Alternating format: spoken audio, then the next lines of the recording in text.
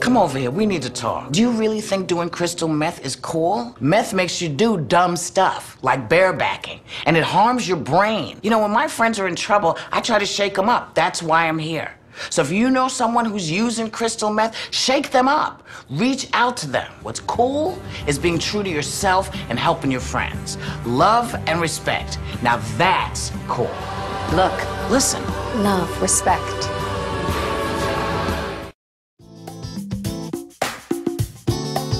That's what I'm talking about, talking about, talking about.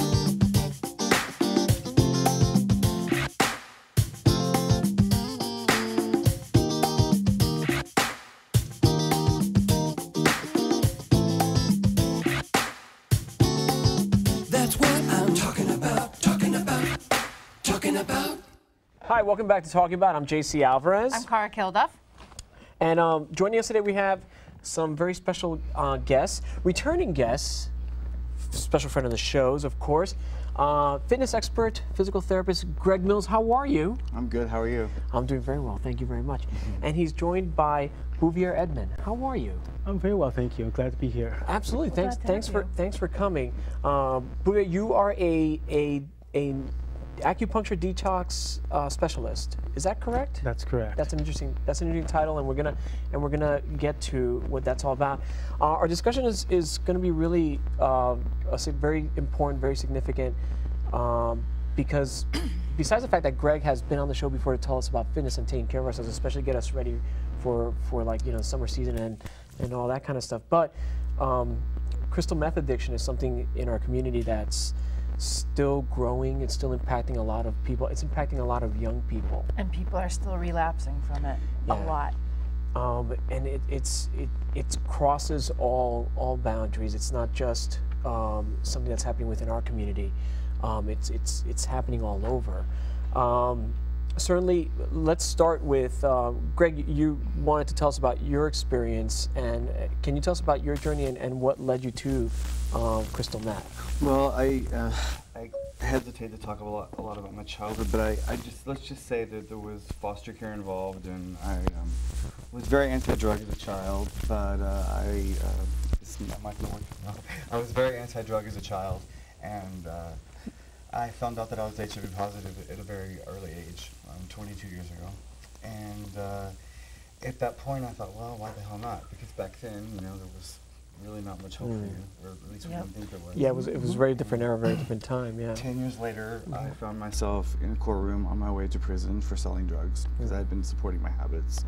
And luckily, you know, I used my time there to build my body, learn a lot about the body, get an education, and get out and try to do something different. I got out. I did things a lot different until I ended up with a partner who was using, and you know, I don't blame my getting into crystal meth because of him. You know, I'm the one who made the decision, but if I had not met him, I probably wouldn't have done it, at least at that point. Right. It was one of those things that, you know, it started off, you know, kind of fun, and then it just became like kind of necessary, and then it became like my whole life, and then it consumed my business and you know, rid me of everything that I loved. You know, the crystal meth is it's a very cheap synthetic drug. It became, if I'm not mistaken, it was like a substitute or used as a substitute, a cheap substitute for cocaine. Especially when people couldn't, you know, get their hands on crack, because crack really was destroying everybody. People started turning to crystal meth as a cheap alternative.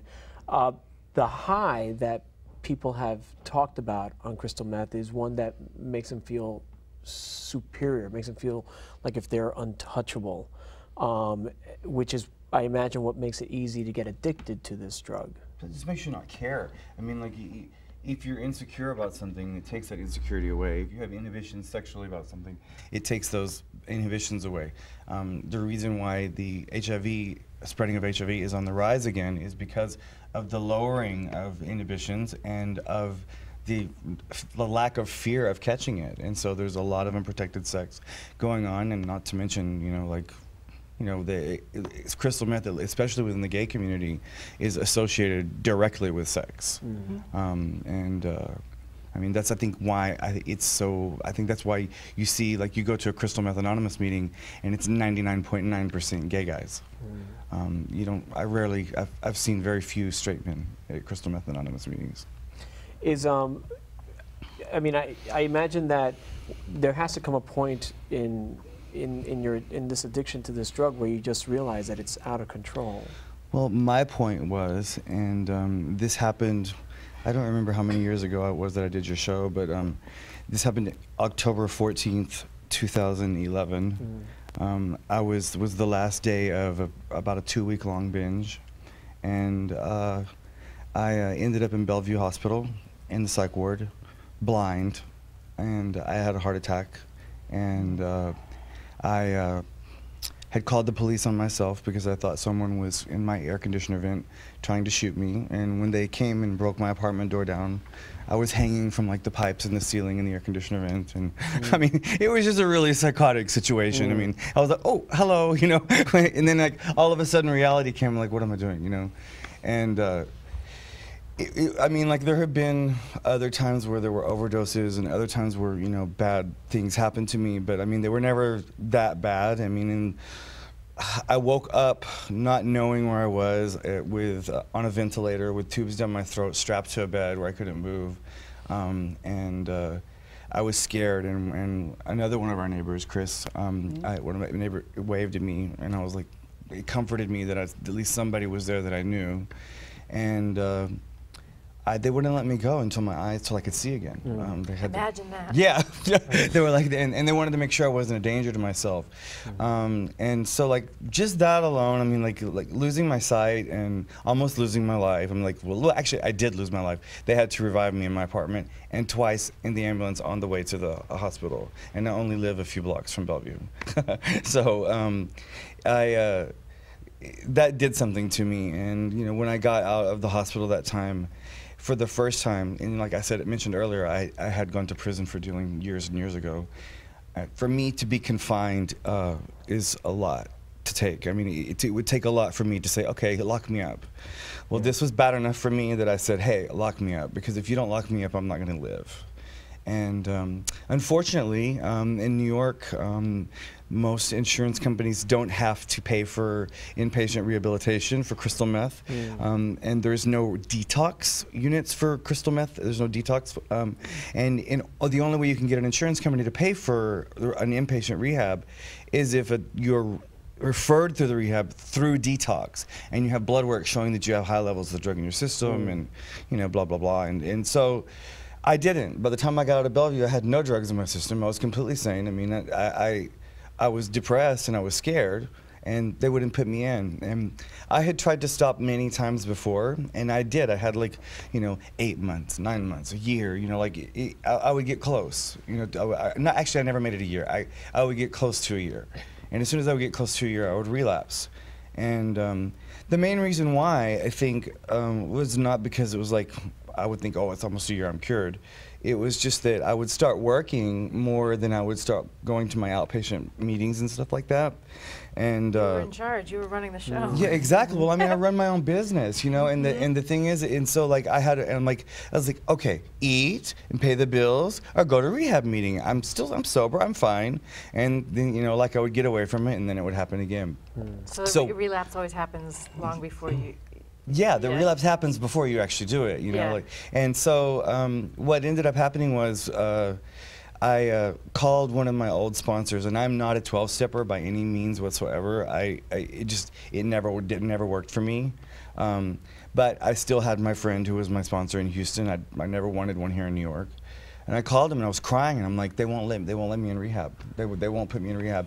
And he was like, well, why are you crying? And I'm like, because I'm afraid I'm gonna die. You know, I'm gonna kill myself with this drug. I mean, I've come this close like so many times. I mean, how am I even still alive? And he's like, stop.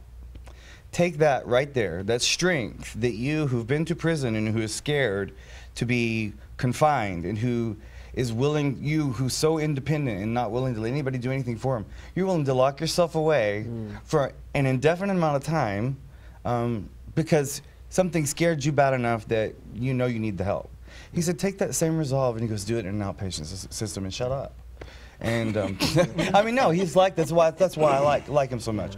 And so I went to a center. It's called The Second Wind. If anybody who has problem with 12-step programs or any other rehab center who thinks that their problems are much more deeply rooted than just addiction itself, which usually they are, the Second Wind Counseling Center in New York is really, really great. And their approach to rehabilitation is based upon treating addiction as a symptom of the disease rather than the disease itself. Right. And it's all based through psychiatry, psychiatric medication, cognitive behavioral therapy, regular therapy, and group therapy. You do have some substance abuse counselor meetings and stuff like that, but it's more just digging deeper. I worked for 7 months. I spent 7 months working on me. And so that people have a perception of what the face of a crystal meth user is. I mean, you're a celebrated fitness instructor. You've personally trained myself. You're extremely health conscious, and this is something that is a universal story that anyone can relate to. And if you do have a problem, Greg is an example of somebody that has persevered and gone over that and is continuing this battle to get the awareness out there that you can make better decisions for yourself. Our show is live. If you'd like to call in, the number is 718-460-9802. Bo, speaking to some of the things that Greg just brought up about rehabilitation and options, you are an acupuncturist. Yes. I'm interested in that. As far as acupuncture and detox works, can you tell us a little bit about how that works? First of all, an acupuncture is a very ancient system from China. So it's about 3,000 years old. And the Chinese believe that the ear was sort of like a form of an embryo. And therefore, it's organ-based, therefore meridians that replicates the body, such as the lungs, the liver, and so on, so they can find these organs in the ears. Dr. Nogier was a French consul to Shanghai who was very fascinated by acupuncture and spent all of his time really learning and studying acupuncture from a gentleman that's known by George Soulier de Morin, who was a foreign diplomat in China. And he had learned it from him, and therefore he came back to Europe and did some more research. And through this research, we found that these particular methods really was curative, particularly for substance use. When we come to heroin and cocaine, back in the early 70s, that was the method that was used to really cure a lot of people for really kind of, it's balancing the hormones of the body. And these imbalances can be managed, but the individual also needs some kind of understanding, some education to understand their triggers. And those particular triggers is very, very important to know which choices do we have in those particular moments. And for crystal meth, it's a particular drug where one feels so euphoric. As soon as you think it, you're it. And so there's no inhibitions right then and there. So when is rock bottom rock bottom? It varies from person to person. Exactly. And Greg shares a lot of this tribulation that it's not the disease. Crystal meth is not the disease. There was a precedent to that. And what is that precedent for each person? This is what we need to find out. That's what we need to unlock. And acupuncture is a means to really cure all of these factors. It's a gradual. It's sort of like what you're describing is sort of like it's a gradual sort of like way so that someone who is purging or getting rid of the crystal meth addiction in their body, it's not that amazing withdrawal that we see that some people think is the only way off of any kind of drug. What you're suggesting is rebalancing the body through acupuncture. Through acupuncture, and also there's a lot because the detox process is also about nutrition. So changing the methods, the lifestyle that we had, so more sleep, eating better, making sure we have a lot of greens because greens have enzymes that really are nutrients to support us. So these factors are also very important. And also the mood swings. Really modulating that so that it's more even keel. So the restlessness and the anxiety that we often see in drug patients, that's really about balancing all of that. And I'm sure like, we can share like mind, body, that. spirit, total wellness also includes addiction, and everything that you said is accurate.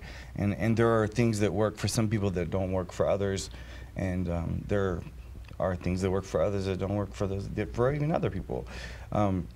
For me, I was just so stubborn, you know. I was just like, I can do this on my own. I've got this, you know, and and it wasn't until like I had destroyed my relationship. I had no trust from my mother and my family. Had lost my clients. I had lost my mind on numerous occasions. Almost lost my life on several occasions, until I finally said, "Okay, guess what, Greg? You cannot do this."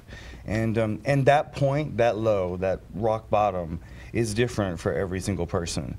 And because you just said that you had numerous overdoses, like those weren't Yeah. enough for you. That was No. that wasn't your bottom. it wasn't yeah. enough. No, I mean, I had a heart attack. It wasn't enough.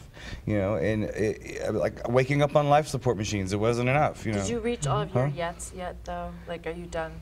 Am I done? Yeah, yeah. Oh yeah, I'm done. Trust me, believe me, I'm done. Well, I would imagine that also, it must have been, brought you to a very spiritual plane. It's like you had to, like, especially through acupuncture, there must be some you're kind powerless. of. Yeah. Well, I've always been a very spiritual person. This caused me to really, really dig deep within myself and grab a hold of that light, and to take that and let that guide me forward. And because it was hard for me. I mean, I live in Manhattan. I mean, it's hard. Imagine not working for 7 months. You know, and then so, telling people, I'm working on myself. yeah, exactly. Oh yeah, exactly. It's in Chelsea. This is in California. Yeah, exactly. And so, I mean, like, the spiritual aspect of it is great. I mean, I tried a bunch of different things. I started studying Kabbalah. That helped some, but I mean, all of it really is just kind of like the same to me. I think religion is just like a brand of spirituality. Yeah, I couldn't do it without my connection to the divine, whatever you want to call it. And I'm grateful to have that. And I believe, like I believe that my relationship with my current partner, who I also just married in December. Congratulations. Thank you. Congratulations. Thank you. I think that is really, really helping me continue to move forward, not just in recovery, because I mean, I don't want to say I think I'm fully recovered, I mean, I would like to say that, but I mean, he motivates me in ways that no one else can, and I've never been able to have a positive relationship with someone before, and before now, and part of it was because I didn't know how to love myself, and then when you become a crystal meth addict, this is what happened with me. This is like, I'll go into like one little deep dark thing, is I used to look at people walking down the street and that were talking to themselves, and I would just like ask myself these questions, like, how did this person get to that place where they're talking to themselves? And then one day I was walking down the street and I was having like this flashback in my head, remembering something that I did when I was on a binge, and I was like, oh, I'm like, no, and I said it out loud, and I realized I had become that crazy person, my ex used to ask me all the time, he goes, why? He goes, you hate this, you hate who you've become, you're so depressed. He goes, why is it that because as much as you hate it, you can't stop it? And I told him, and these were my exact words. I don't know where they came from, but it was perfect. And I said, when you're my age and you have built yourself, you have destroyed your life and built it back up and destroyed it and built it again so many times, and you keep continuing to do that, there comes a point where you just get tired of rebuilding it, and there comes a point when you disappoint yourself so many times over and over again that you have no faith that you're going to get any better. And at that point, that's when I became not just a crystal meth addict, I became a junkie, and from there went the overdoses and everything got psychotic, and thank God that's gone. Did you ever have acupuncture to detox? No, I didn't. I was treated with antidepressant and anti-anxiety medications. I went through 7 months of intensive cognitive behavioral therapy 3 times a week, a regular psychotherapist twice a week, and I saw a substance abuse counselor once a week, one-on-one, 5 days a week, in a small group, and the rest was just all about me. It was basically just all around learning how to You have understand. to teach your brain different pathways. Yeah, exactly, Yeah. exactly. You know, they give you this list of questions, and it's called the distorted thought process. And you check off yes or no, like I have these thoughts. This is what pops into my head when so and so happens. And I'm like checking like 99 out of 100 of these questions, yes. And I'm like, oh my God, am I that nuts? You know, and Yes. yeah. And so, but the cool part about that place, especially the second one, the cool part about it is it gets you to a place where you really see where some of your distorted thought processes come from, and you want to fix it, you want to get over it.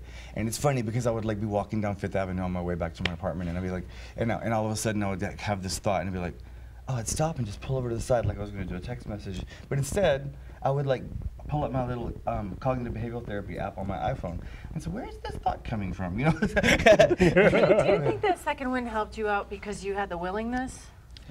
You have to have the willingness for any program to help you out. But I had the willingness when it came to going to CMA meetings. I had the willingness when I went to another rehab center, which I won't mention because I didn't like it. But it helped me because they didn't tell me I was sick because I was on crystal meth.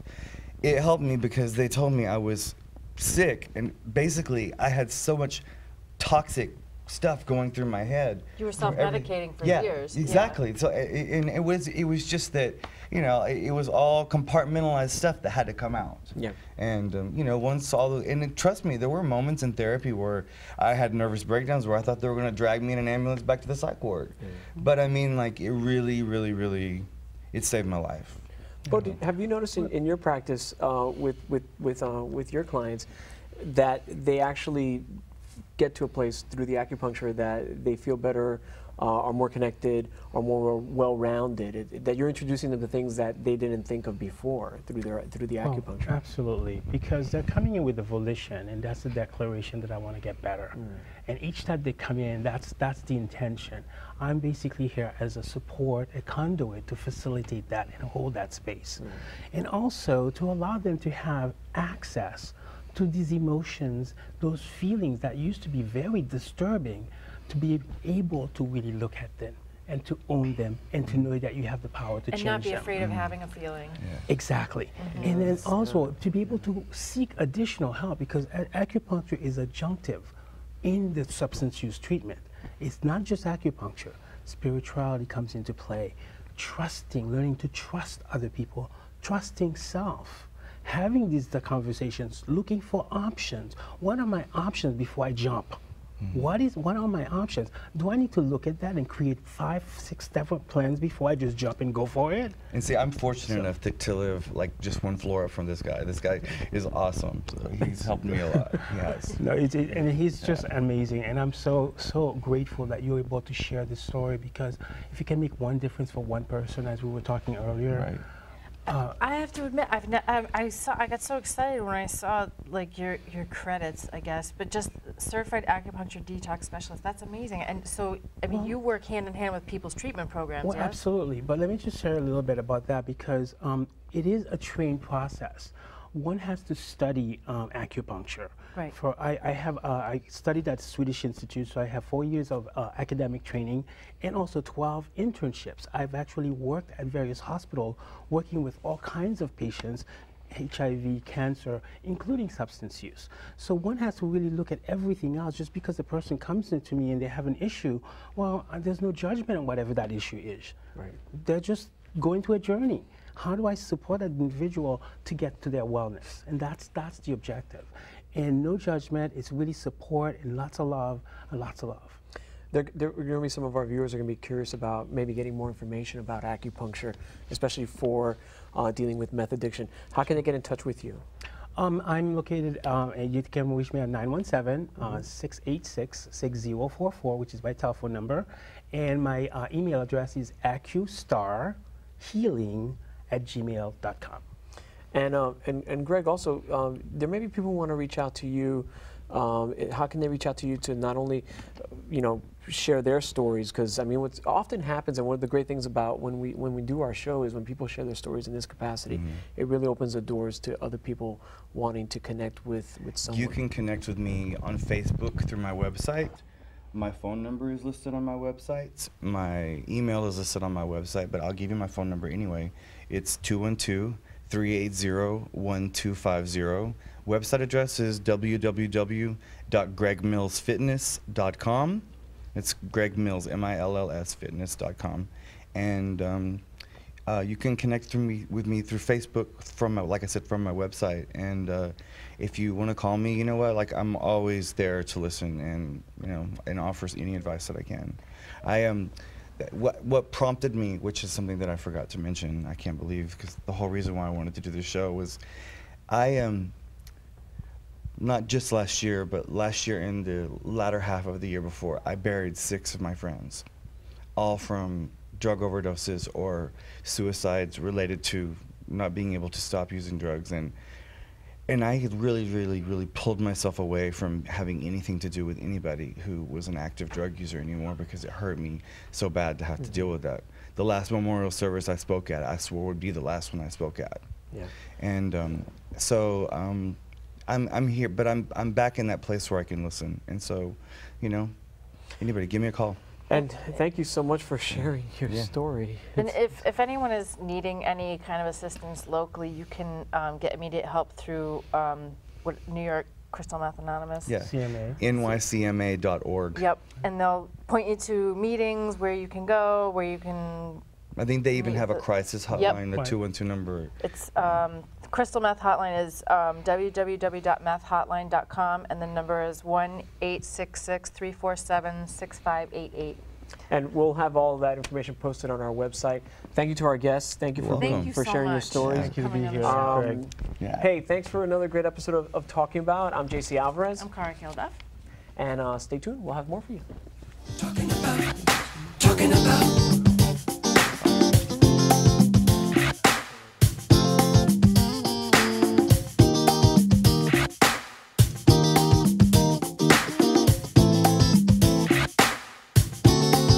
That's what I'm talking about. Talking about. Come over here, we need to talk. Do you really think doing crystal meth is cool? Meth makes you do dumb stuff, like barebacking, and it harms your brain. When my friends are in trouble, I try to shake them up. That's why I'm here. So if you know someone who's using crystal meth, shake them up. Reach out to them. What's cool is being true to yourself and helping your friends. Love and respect. Now that's cool. Look, listen. Love, respect. Don't look at me. Your hair's a bit frizzy today. Oh, you should pick that up. Oh, you're such a dork. Loser. Here, let me help you with that. Oops. Every day, kids witness bullying. Oh, look. Your crush is looking at you. Poor you. They want to help, but don't know how. See, no one here's gonna help you, because no one Teach your likes you. kids how to be more than a bystander. Visit stopbullying.gov.